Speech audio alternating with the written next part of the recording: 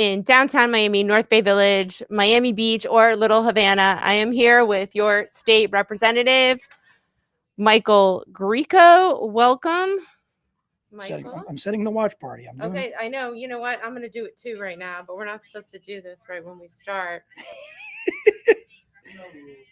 He's definitely, as he pointed out, the coolest looking member of the state legislature. Oh, I love your t-shirt because my mask is, if we put them on together, free speech. Oh, there you go. I'm speaking, we can take a picture like that and we'll look. mine is more of an homage to the soon-to-be Vice President of the United States when she shut down Pence in the debate. Oh, when she said, "I'm speaking." See, I didn't even remember that. Michael, you're starting your second term now, right? You were elected unopposed. Well, I don't know if you can call it elected unopposed, but I elected without opposition. Definitely not opposed, happily. So yes. You were elected, and how many people are in your district?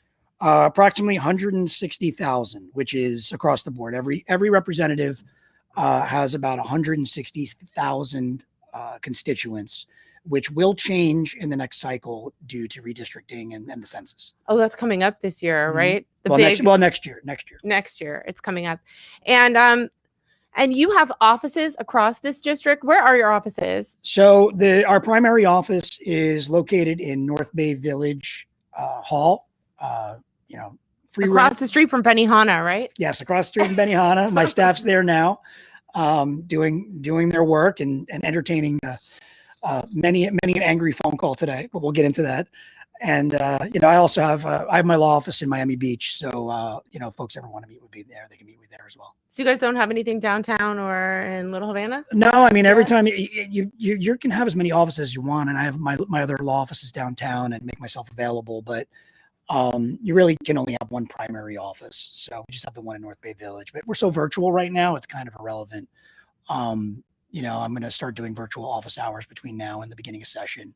Oh, so virtual office hours here with state. I want to call you Commissioner Grieco because we serve together on the Miami Beach Commission, but with State Representative Michael Grieco, and you guys are going up to Tallahassee soon. When does the session start? So legislative session doesn't start until March, but we start committees the second week in January. So we went up and I got sworn in again 2 weeks after Election Day. And then that was just a one-day trip. And then we start going up in January for committee weeks. We have 2 in January, 3 in February. And then we have a 60-day session that runs to the end of April. And for people, okay, so the state of Florida operates, they only meet for 60 days per year, which I really think they need to change at this point with the $27 billion budget and, the amount of people in the state of Florida. I don't know how New York and Texas Some and states California. only have 30-day sessions. So it's crazy. It is. It's another part-time job that really is not a part-time job when you are elected to the state or any of these cities. What was it like going up when you just went up with COVID and the pandemic? Like, what are they doing in the Capitol? You're all wearing masks? Are you all meeting together? So first and foremost, I will tell you that the Speaker and the Senate President they do take the pandemic very seriously. Mm-hmm. And they successfully got everybody to get COVID tested. You mean unlike the governor? So the Speaker and the and the Senate President take COVID very seriously. Okay. They successfully got all 160 legislators, Senate and House members to get rapid COVID tested once they arrived. Some folks got sent home. Oh. Yeah. Really? Some folks did get sent home. And everybody was, well, let me rephrase. Most people were wearing masks. You can see some footage of folks on the House floor. Some folks clearly didn't even have a mask in their pocket. So there were no requirements on the House floor that you wore a mask, but candidly, everybody that was on the House floor did test negative. Not that means you shouldn't wear a mask, but because those tests, I mean, when Elon Musk got COVID, he took 4 tests, 2 were positive, 2 were negative. So we're not even sure about the it's a lot of accuracy. It's a decent amount of, as we say in my house, it's a lot of theater. But we keep our distance, and I stuck to my core group of representatives who I even traveled up with. We drove up, we didn't fly up. That's the longest drive from here to Tallahassee. It's never ending. Yeah, when you've got a couple of your buddies in the car with you, it goes a lot faster. So who are your buddies?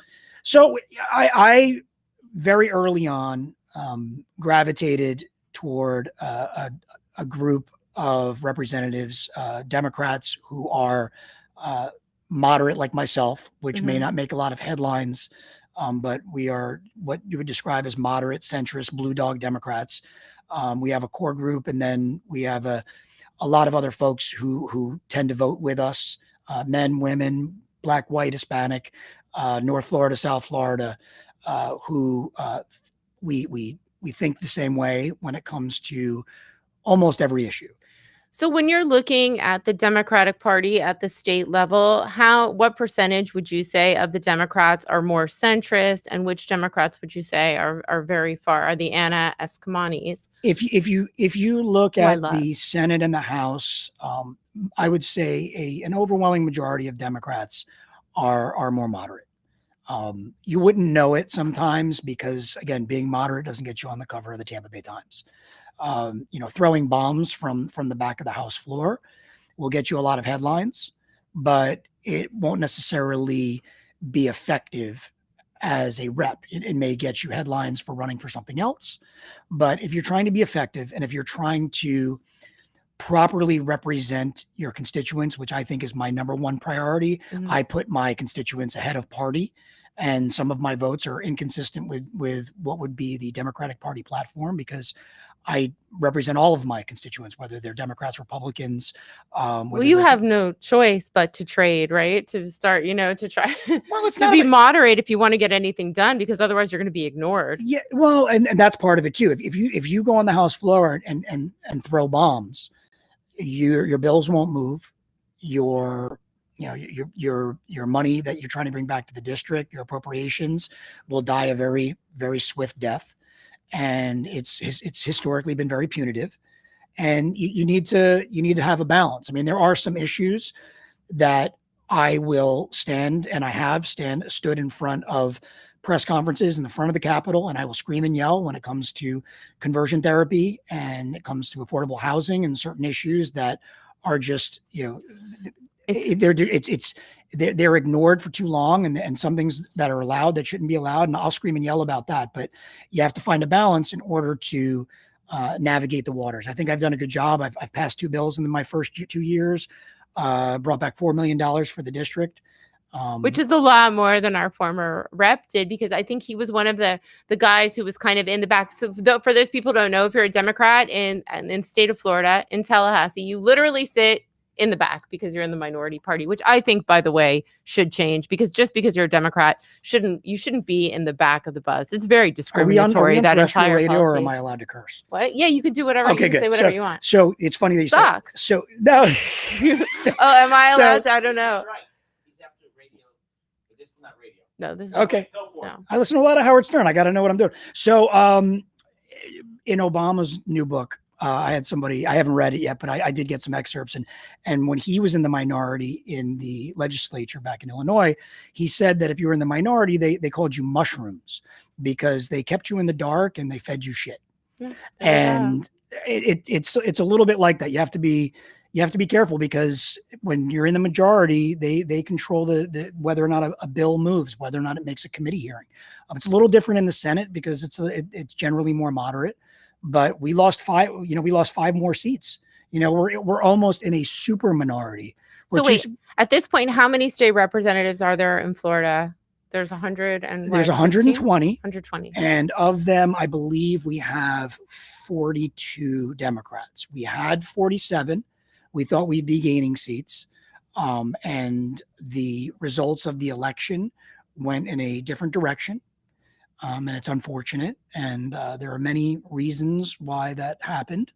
But at the same time, it puts our caucus in a precarious position, because we do have 2 or 3 members of our caucus who are easily siphoned off. Mhm. So if there's a call for a 2/3 vote for, waiving of the rules or anything along those lines, they can do a little horse trading with 2 or 3 people who are historically siphoned off, and don't necessarily play the team sport as well as others. Are there any independents who've No. been elected? There's No everybody in independents. the legislature is either a Democrat or a Republican, but it's sometimes out of necessity.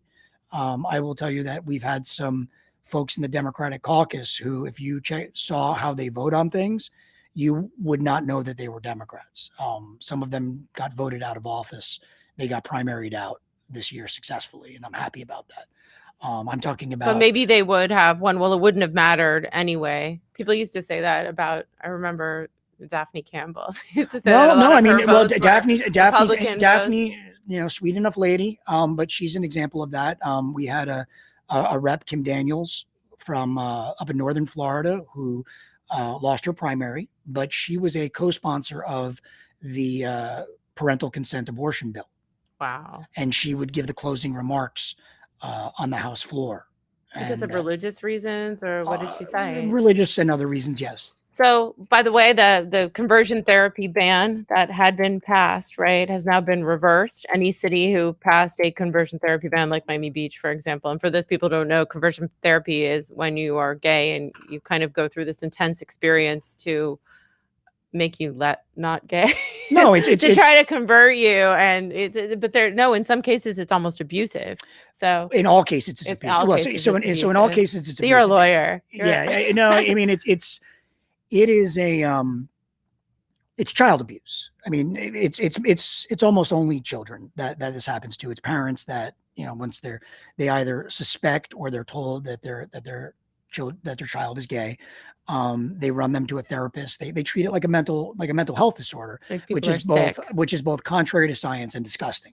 And the practice should be outlawed.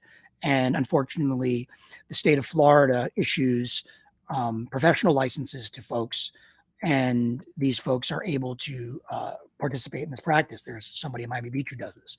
And unfortunately, there was a recent Supreme Court ruling, not Supreme Court, a district court ruling, circuit court ruling in the federal court system that struck down the local conversion therapy bans. I was trying to do a statewide one. I've filed a bill the last 2 years, and it's unfortunate. It is legal in other federal circuits, but in our federal circuit, which is Florida and Georgia, it is currently allowed, and it's scary stuff. So I was speaking to one of the city attorneys in Miami Beach about this just yesterday, about what we're going to do. You mean the city attorney who's now city manager? Well, I didn't speak to Raul. Raul Aguila became our city manager in the city of Miami Beach today. He was our city attorney. We both worked with him. We both know Raul. Yep. I don't agree with a lot of his opinions, but I do consider him, I guess, a friend, a colleague, acquaintance. So congratulations, Raul. You have a lot of work to do right now because it's crazy with COVID and I wouldn't want that job. No. Miami Beach is really in a state right now. I mean, when you look at Ocean Drive and the crimes every day, I'm really starting to, believe Mitch Novick. And I really do think at this point that some drastic measures, transformative measures need to be taken on Ocean Drive because the entire street, I don't go there anymore. Do you ever go? You live right there. I will ride my bike through very early in the day with my family. Okay. On a Sunday. And that's about it. And it's the most magical street in the world. When you set foot on Ocean Drive, and I'm sure you all have, it has this wonderful energy, doesn't it? I mean, with the palm trees and the blue skies, and you can feel the sea breeze and the Art Deco hotels, which are the color, like these pastel colors. It's really beautiful. It's a shame that it's in the state that it's in. And then you can close your eyes and have somebody offer you drugs in every block. So I could go there right now to Ocean Drive right this minute, and I would get offered drugs. Yeah. Maybe more than once. Definitely, I would say more than once. How can we not clean that up? For me, it's bizarre. I feel like I could just march up and down Ocean Drive and Washington and Collins for like a couple months every single day with a little walkie-talkie and clean it up. Am I being naive? There are solutions out there. It's challenging, and you have to have the backbone and the political will to do it, and you can't just do it alone. And you have to have you really have to have all or most of the commission committed Everybody has to be on board. You can't just, because you can't just have one person throwing bombs. You have to, if you want to take it seriously, there are solutions. They are maybe painful short term, but in the long term, you need to do it. The city of Miami Beach is going to be facing a real wake up call financially in this next budget cycle that I don't think anybody's emotionally ready for. When the commercial property owners start contesting and appealing their tax assessments because they're not getting any rent, or they're getting very little of their rent, and they're going to contest the value of their property. And the city is, forget what's going on with residential properties. It's about the commercial properties. And it is going to be a huge wake-up call when it comes to revenues and the lack thereof. And I'm afraid that the response should be, well, then we're going to tighten our belts and decrease the budget in the pork. My concern is that the budget in the pork is going to stay there, and then they're going to put it in the hands of the taxpayers. And that's my concern. Which is what's happening, with the water bill increase in Miami Beach that I was just listening to being passed today, which really infuriated me, because I feel like we just bonded, hundreds of millions of dollars in geo bond money, and we're not going to use that for our infrastructure, even though they sold it that we were going to use it for our infrastructure. Now each individual taxpayer is going to have to pay another water increase, and our water bills are already significantly higher than every other municipality. And it's not, I can afford this water increase, but they don't understand that even a simple increase, we have people living on fixed income, senior citizens throughout the city, that these increases are devastating over time, and they're yearly, and we pegged everything out to the consumer price index. So it's becoming really, really expensive. And we talked about this before we went on air, that these types, fines and fees and tolls, these are all very regressive taxes. Mm-hmm. They have a greater impact on folks with less money. And people don't realize this, that over 20% of Miami Beach lives below the poverty line. And people don't realize that because they don't go through Flamingo Park, or they don't go through North Beach, and they just go to their homes and they just kind of ignore everything else that's going on. But it has a huge impact on people, just like in the state of Florida, sales tax, everything, all of those are regressive taxes. And you can't think like that. You can't just say, well, I didn't increase your millage rate, but I increased your stormwater bill. I increased this, I increased that. And that needs to be focused on, because you can't just say that you're not increasing taxes, but you're increasing all the fees. But what about this second stimulus? Isn't there going to be money there for cities and states? City, counties, and states? There should be, the way it's written now. But look at, how little CARES Act money gets to the municipalities. Hopefully, with our new county mayor having access on some of the purse strings, that the cities will have more access to that money. But that money, usually, it hasn't historically been going directly to the cities. And a lot of the money that's going to the state is definitely not going to the cities. Municipalities in general are the last ones in line when it comes to the state of Florida. So it's very difficult to see that money on the street. Well, it's interesting, the state of Florida is probably the most criticized for our gubernatorial leadership throughout COVID. And I was shocked the other day when I saw that you posted. I want to segue into this because I really wanted to talk to you about this. This data scientist, Rebecca Jones, whose house was raided. She worked for the Florida Department of Health, and she was posting real numbers, and they got very upset with her. And the narrative that I truly believe is that she was dismissed because they told her to probably fudge these numbers or allocate the numbers differently than she was. And she left. And shortly thereafter, now she says that her home was raided. So what's happening at the state? I mean, DeSantis said he didn't know about it. Do you believe that? So the reality is the investigation was done by the state law enforcement arm, which they report to the governor's office. They work under the arm of the executive branch. I'm going to hold off on speculating as to whether the governor himself or anybody in his staff knew or should have known what was going on. They could have been Chinese walled off. I don't know the answer to that. What I can tell you is that the information, from what I understand, the information that the warrant was based on came from the Department of Health, solely from the Department of Health. And that is who she used to work for. And the whole situation does not pass the smell test. Neither does the fact that the warrant was signed by a recent addition to the judiciary who had been on the bench for less than a month, appointed by the governor. And in fact, one of the members of the Judicial Nominating Committee actually resigned the same day that the raid occurred. So it's interesting. I'm interested to see how it plays out and whether or not we get the full story as time goes on. And you can't even vote for an independent investigation into something like this because you have no voice in the minority, no vote. And I'm sure that Republicans will probably rally behind the governor. I mean, they can't condone raiding somebody's house with guns, pointing a gun in a child's face. Short of a a data science, it's a health issue. It's like a legal criminal issue. Short of a sternly worded letter, there's very little that us in the minority of the House can do, unless somebody, a maverick on the Republican side. We had one. We still have a couple more in the Senate who are willing to sometimes stand up to the machine. But I don't know that early this early in the session whether or not that's going to happen. So there isn't going to be any investigation apart from the bad PR surrounding all of this. That's it. There's no repercussions listen, for raiding homes. I mean, we are in the Sunshine State, so you can't. The one thing you can't do is it's very hard to hide the records. So with the Chapter 119 requests that will come in, they won't come in tomorrow, but I'm sure that there's information out there.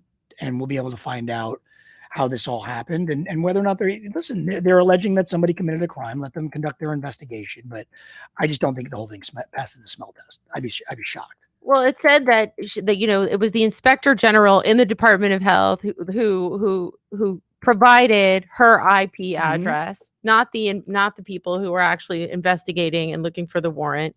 So, it will be interesting to see what happens. But she would not come out on national television and say, I did not send that text message if she'd sent it. I mean, at this point, to go on national television and lie to Chris Cuomo, did you see that? And he asked her several times. He said, did you send the text message? Because you're going to get in trouble if you lie on national television. But she said, I'm not a hacker. I'm a data scientist. This isn't what I do. They weren't there for me. They were there for that other employee in the Department of Health who I was communicating with. So she lost her mole, basically.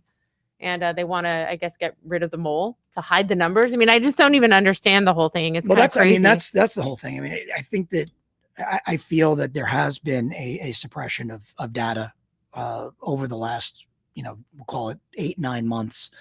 And people are entitled to have access to information. And especially when it comes to their health and their family's health, I just don't understand the concept of not making hospitalizations and death rates and all of that information readily available. I just don't understand it. And I think we've done a better job locally, Miami-Dade County.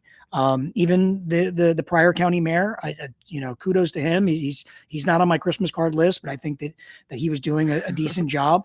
He did not play politics with it, and he was standing with Suarez and with Gelber on a lot of these issues. And I think locally in Dade County, we've done a much better job than other places in Florida. I mean, at this point, it's kind of who even knows? I feel sorry for the hospitality industry. Like, I just read that a cruise ship tried to go out the other day and they had to come back prematurely because somebody tested positive for COVID immediately. So the cruise industry that is recuperating isn't. The vaccine in England, did you see that people have had really bad reactions? If they have allergic reactions, they're having some I can't pronounce it, but they were having horrible anaphylactic. Yeah. So I am concerned that, one or two negative reports like that could decrease people's inclination to take the vaccine. I'll be taking it. I'll be one of the first in line. If Are you considered a first responder as an elected official? I hope not. I think that's a stretch. I think that's definitely a stretch. I didn't say I should be first in line, but whenever I would have access to it, I would take it. I'd put it on all my social media platforms, just like Obama and a few others said that they would do it live on TV too. I think that it's too important not to. And for the folks that are not inclined to take it, I definitely do not believe it should be mandated. I do not believe in governmental mandates of vaccines. I don't. I was one of 2 people who voted down on a vaccine bill in my first 2 years in the House, because I don't believe in that. I think it's an overreach of government, and I think but I think folks should, if they feel comfortable, they should take it. We need to get back to whatever the next normal is going to be. And when you mentioned the hospitality industry, I mean, I can't count the number of friends I have that own or work in restaurants, and what they've gone through here in South Florida. I mean, nationally, obviously, but in South Florida, we see the closures left and right, and folks are having a really tough time. And we're trying, whether it be the arts and culture segment of the community, or the restaurants, or even the nightclubs. All these folks just they weren't prepared for this. Nobody was, and we need to be doing everything that we can to support these folks. So 17% of the population in the state of Florida is about to be evicted. Could that be true? Or is it 17% of... That seems like a very low number, to be quite honest. 17% of, I think, Floridians could potentially be being evicted over the next 2 weeks. And I was going to ask you about that. I don't care if you're Democrat or Republican, if you've lost your job, and you're going to be evicted, you're going to be evicted. So is there any movement to do anything about that? Have you heard about that? No, listen, we're at that point. Senator Pizzo and I, we had prior to the pandemic. I'm sorry, it's 15.6 Floridians. Yeah. So prior to the pandemic, and in response to what happened during one of the recent hurricanes, Senator Pizzo and I had filed a bill that during any state of emergency, that all evictions would be suspended, that any eviction proceedings would be suspended, and that would go on for a while. And that passed? No, it didn't pass. It didn't. It got some movement. It didn't pass, but then COVID happened, and then the pressure at that point was on the governor to include it as part of his executive orders. Mm-hmm. So the argument was, well, the governor can do it in his executive orders, but clearly he's not doing it anymore. And we're still operating under some form of emergency order. And we can't just put people on the street. The pandemic is just as bad now as it was 6 months ago, at least in South Florida it is. The numbers are there. The hospitalizations are increasing. The death numbers are still there. Nationally, you watch the news, between commercial breaks, 10 to 15 Americans are dying. It is, it's insane. And to then put people out on the street, and I feel for the landlords. I do, but we're humans first.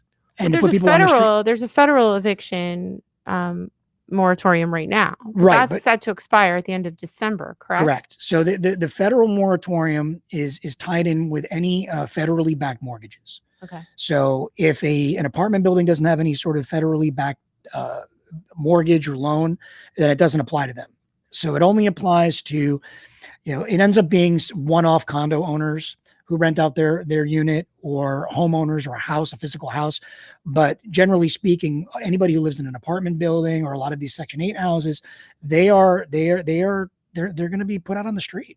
And it's scary stuff. It really is scary stuff. And people think it's some abstract thing, and it won't be abstract when people start seeing 16% of Floridians. That is a tremendous number. Just to give you an idea, other states have about an 8%. But 17.1% of households were behind on their rent. So, it's going to be a bloodbath. And I wanted to talk, before I talk about your statewide headline making legislation, our budget in the state of Florida is what, $26 billion, $27 billion? Is that right? Oh, I think it's more than that. It is? I think so. Oh. How are we going to, I know that DeSantis cut like $1 billion from the budget in March. He kind of basically vetoed everything before he signed it, and he was able to, cut from the budget. But this coming year, I'm sure we're going to have a tremendous shortfall unless we have the CARES Act money. So what's happening right now? Are you getting briefed on the budget? Are they? Well, the fact that we didn't go to special session is definitely a tragedy. I think that. Explain that to people, because they don't even understand. Okay, what happened. So our legislative session is finite. It's 60 days. And then after that, at any point, a special session can be called by the governor or by the collective of the Speaker of the House and the President of the Senate if you get enough members of the House or Senate, you can call a special session. It happened after the Parkland shooting. It happens ever so often if there's some very specific thing that happens where legislation is warranted. But when you have something as the fact that a pandemic happened, And we didn't have a special session during something that is one of the most critical things that will happen in our generation. And the fact that whether it was about actually addressing the pandemic, not just about money, but then addressing the budget, addressing how CARES Act money is spent. I think that there were a lot of constitutional guidelines that were circumvented in the spending. He just doesn't seem to care, and he well, has the votes. it's an election. It's an election year, and nobody wanted to give the minority the platform to throw the bombs that were going to predictably come when the entire state unemployment system completely failed all of Florida.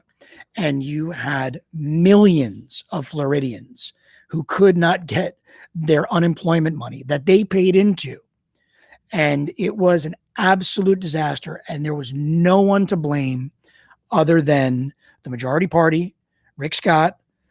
There are some current members at the time of the House of Representatives who voted to create that system that the Department of Economic Opportunity was using, that was designed to fail. It's called the Department of Opportunity. The Department of Economic Opportunity. The Department of Economic Opportunity is responsible for the unemployment system in Florida. They created an online system that was designed to fail, and fail it did. You know, Miami Beach bought that software too, that MB Connect. It's the same. And what made me laugh when I was listening to them talk about Connect is I thought, wow, some lobbyists picked up this software. They were very political about it, and they probably sold it to municipalities, counties across the state. And it's faulty. It's a faulty product. You know, it might work as a Miami Beach search engine, possibly. But I have to tell you, whenever I Google something and try to get Miami Beach, I get City of Miami. I get City of North Miami. I never get Miami Beach. It rarely comes up. So our Connect system doesn't work. But that's what bothers me. For me, it was an example of the system, of the dysfunction in the system, because lobbyists sell bad contracts based on politics and not what's really good for people. And that's why it didn't work. I cannot argue with that sentence. Yeah. Everyone's like kind of squirming. What is she going to say? Hey, well, let's talk.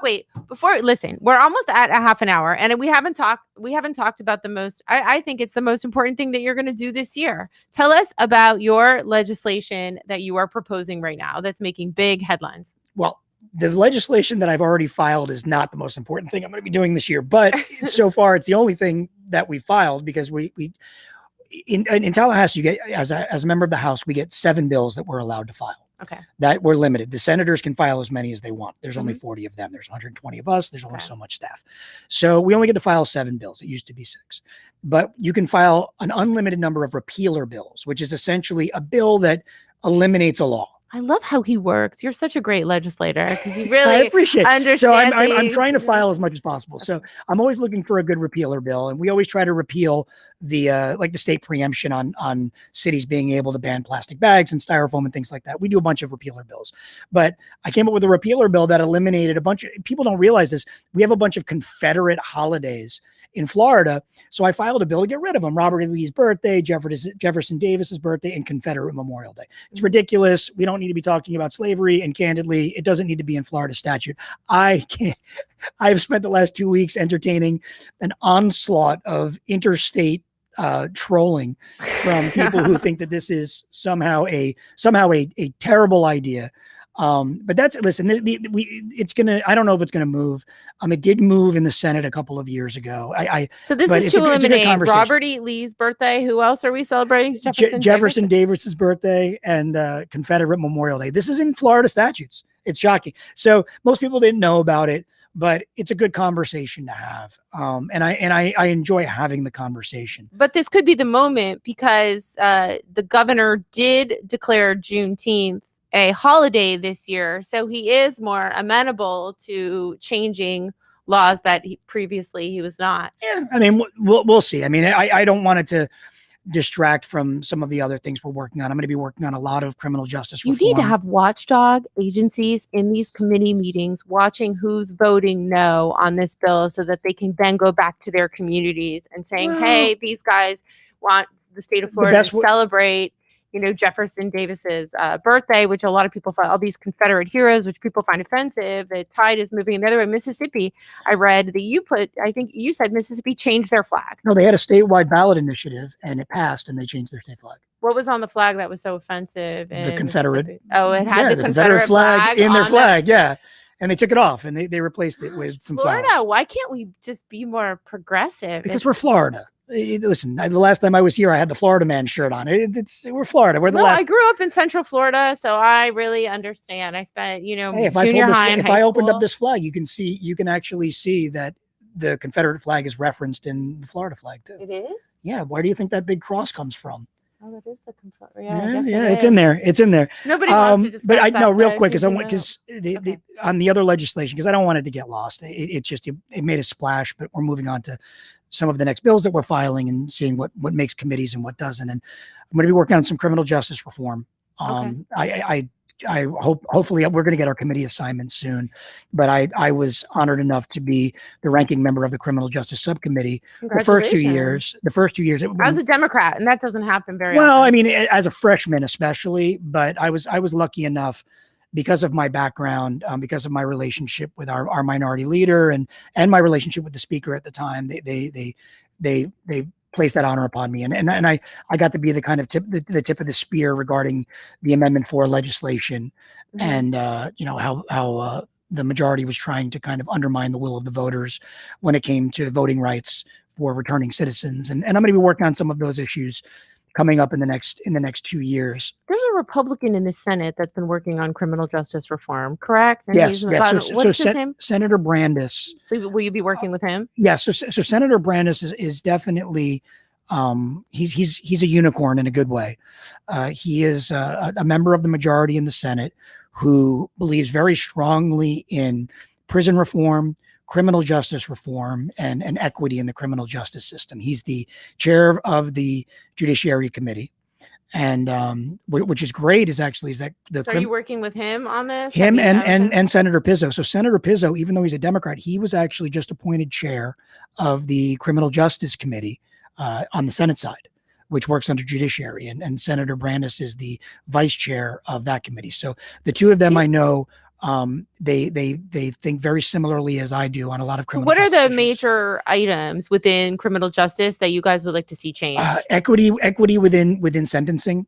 Okay. One of the things that I would like to see happen is that whether you're in Miami or you're in Pensacola, you can get similarly treated in the judiciary when it comes to sentencing. I think it's important. What's happening right now? Well, depending on where you live, you could get a cocaine possession in Miami and go home the next day. You could get a cocaine possession in Ocala or Pensacola, and you can go to prison for 2 years. There's something inherently wrong with that. Even the federal system doesn't allow that.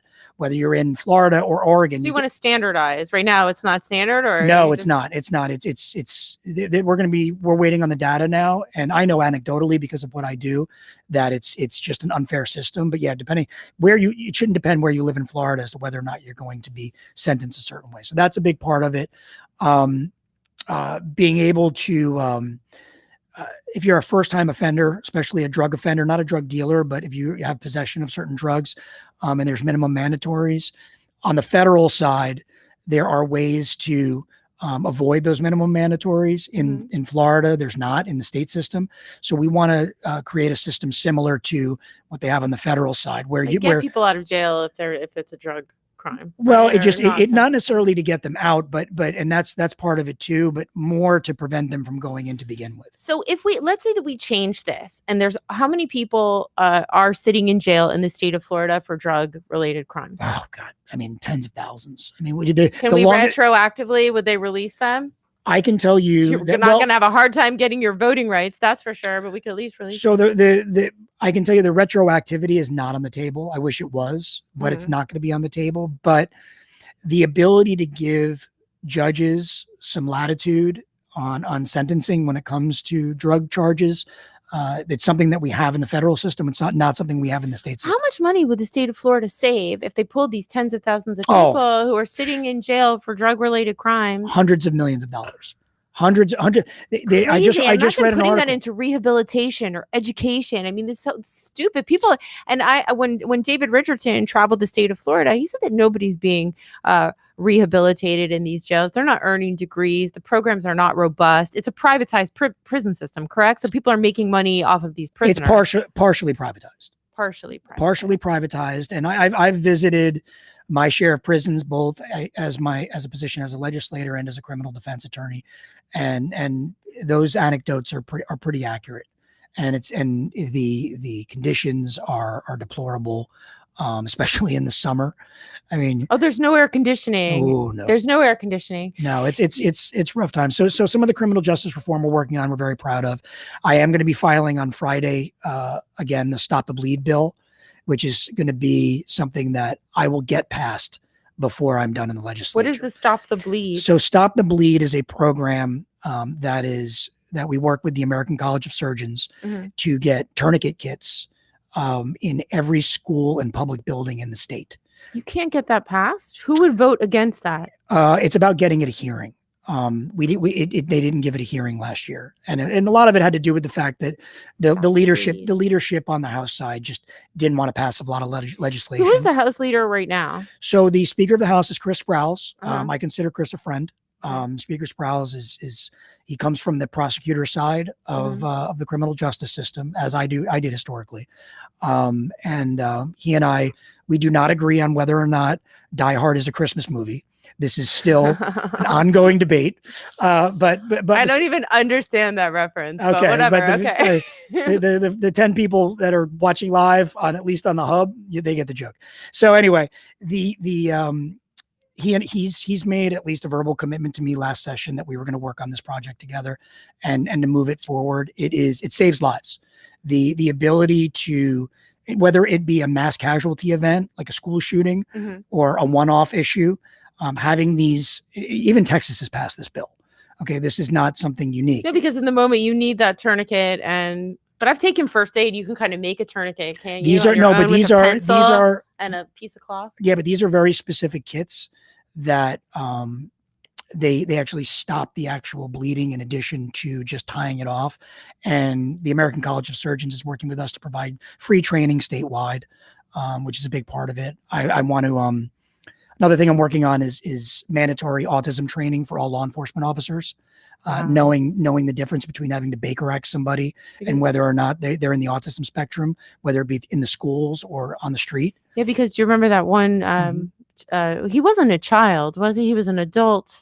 He was an adult with an autistic child, but it happens very frequently that people, and whether it be within law enforcement or fire rescue or just folks in general, they misconstrue a situation where they don't realize that they're dealing with an autistic individual and how to deal with an autistic individual, as opposed to thinking that it's some sort of disorder where they have to, be involuntarily. Can I make a recommendation on that bill? Yeah, please. Instead of doing a separate course, why not create a law making that part of the required state curriculum? So when the students who are going to be police officers go to complete their education at Miami-Dade College or wherever, the police academy, they have to teach it as part of the training. Well, that's what we're doing. That way, it is. Well, that's what we're doing because, we don't want to create a new fiscal piece where it becomes a financial burden on any of the departments. So we want it to be included in academy training. Okay, so they're going to add it in as a state requirement. But we also want to include it as part of the continuing education process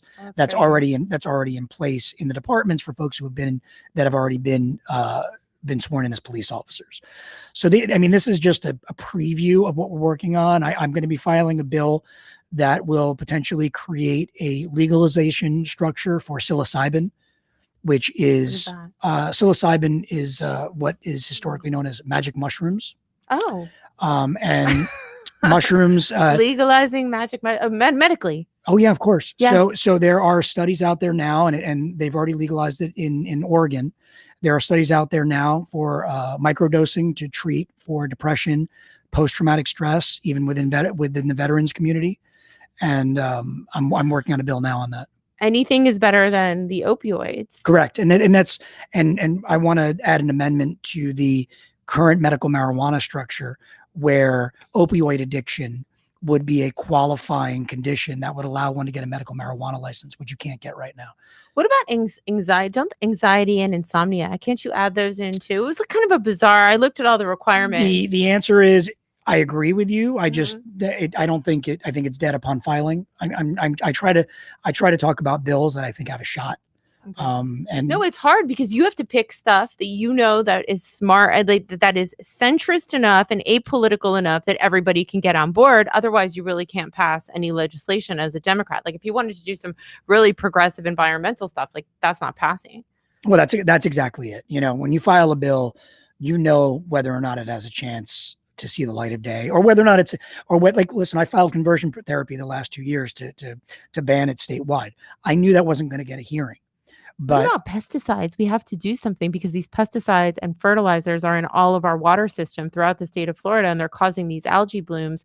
Like to me, you have to begin the transition to something else. I mean, is there no will at the state level for any of these bans? You know, you've got Big Sugar, you've got the agriculture lobby that will do everything they can to stop that. And that is something that we can talk about it. And we do talk about it in committee, but it's a lot of lip service and it's a lot of barking at the moon. And unless the majority, and listen, the governor, you know, claims to be the, you know, a water guy that embraces science and wants to ensure that the quality of our water is perpetual. And, you know, so it's really got to come from the governor and from the leadership. You know, it can't just come from the back of the room, as you say. It makes me feel sad that the state of Florida, you know, because things like plastics and our polluted water, I mean, as it becomes more polluted and we have more health advisories and people can't swim, you know, maybe then we're going to take action. But at that point, it's just too late. I mean, look at Biscayne Bay right now. And there's this whole thing, I guess, septic tanks. I guess the state of Florida, everybody's on board with septic tanks. Is that the deal? Like, so that's those apolitical. Well, that is septic tanks. You know, poop is like, poop. it's all coming from septic tanks. Hey, listen, and I'm like, poop, yeah, sure. Everybody poops. Whatever you say, know, that's the book. And you know, poop is apolitical. It's nonpartisan. And you know, in Miami-Dade in particular, a lot of the outdated, failing septic tank systems fall in Republican districts. So whether it be Rep Avila or future speaker, you know, Danny Perez or a few others, you know, the mainlanders, you know, the beach doesn't really, I like Danny Perez. Nice guy. Danny's good people. Yeah. Danny's my friend. And he's somebody who can reach across the aisle on issues. And I have an appreciation for his friendship. We don't see eye to eye on a lot of things, but the things that we do see eye to eye on, he's willing to work with me on, especially in the autism space and even in the conversion therapy space. He wanted to potentially move a bill before this recent court ruling. So, what are to close this up, the most egregious Republican legislation that you've seen passed, apart from the conversion therapy, you know, the rejection of conversion? What direction are they moving in that you would say the Democratic Party is opposed to? Well, I mean, in this past session or past sessions, you know, whether it be a lot of times it's bills that don't do anything, but it's pandering to the base. Okay. You know, whether it be, you know, like a bill about immigration that is, you know, it's not even in our lane. Yeah. They did pass the parental consent bill, which I thought was a terrible bill.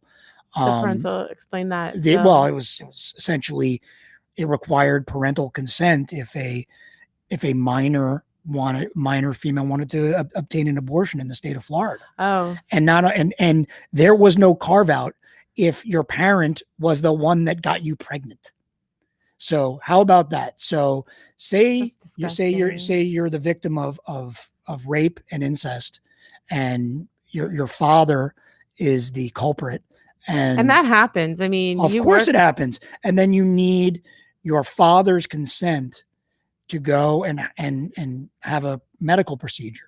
And that passed right now. So if you wanted to get an abortion and you're under the age of 18 in the state of Florida, and you did not need parental consent prior, no. Are they moving toward the abolishment of abortion in the state of Florida? Are we moving that far? Well, I mean, listen, Roe v. Wade is still the law of the land, and I candidly, I don't see that changing. But what states do, and Florida in particular, is and by the way, that bill, that law that passed in the last session was had previously been stricken down by the Florida Supreme Court, but they just filed it and passed it again because the way they look at it is like, oh, it's a different Supreme Court. We'll just try it again, just ignoring case law. So what a lot of these states do is they keep trying to push the envelope and they want to see where the line is and how far they can push it with the state and federal courts, just up until the point where it's a straight out ban. And look at this. Listen, this pro-choice, pro-life, these are not issues these are the issues that make the headlines. 99.9% of what we do in Tallahassee are not these headline grabbing issues. And a lot of that involves building codes and the environment and all of these other issues that are a little bit more abstract. But to answer your question about the bills that drive me nuts, it's the ones that do make the headlines and the ones that just kind of pander to the base and are almost purely political. So it's the extremist, because infrastructure bills are not sexy. Nobody wants to talk about those. But at the end of the day, what do we want as residents? We want clean water, clean air, a decent education for our children. And those are things that the government is supposed to provide us, an education for job opportunities, for job training. And I feel like some of this other legislation is just counter clean air and clean water and about giving us, proper education. So, I think we're failing if you look at what the big measures of what our state government is supposed to do. Yeah, I mean, listen, in the education space, we were successful in increasing, pay for teachers and a few other issues for the public school system. There was an increase in the voucher program that went along with that, and there's been some movement on the education space and on the environmental space. But I hope they don't cut education this coming year. That would be very upsetting to me. I know that that's one of the areas that probably will get cut. I saw that they were going to increase tuitions at the universities. I know for a fact that Miami-Dade College right now is at like 40%, 50% enrollment in some of our courses.